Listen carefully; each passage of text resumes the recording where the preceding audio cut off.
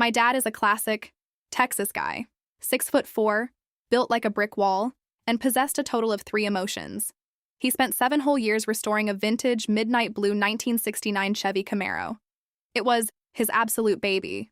No one was allowed to touch it, let alone drive it. Then, I brought Liam home for Thanksgiving. Liam was a quiet, scrawny art major from Chicago, who looked like he'd get blown away by a strong gust of wind. Dad was not impressed. The entire weekend was just heavy silence and awkward head nods. I thought for sure. Liam was doomed. On Sunday morning, it started pouring. I'm talking a total Texas-sized downpour.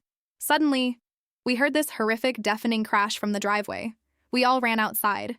A massive oak branch had snapped, crushing the hood of Dad's pristine Camaro.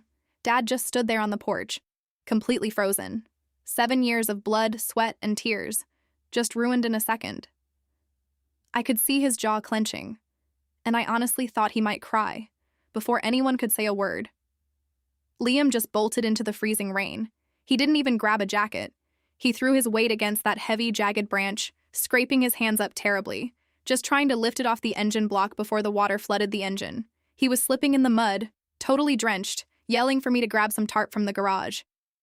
Dad watched this scrawny city kid, ruining his only nice clothes, bleeding in the pouring rain, all to save a car that wasn't even his.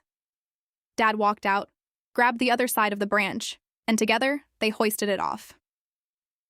That night, Dad sat at the kitchen table, patching up Liam's scraped knuckles with the first aid kit.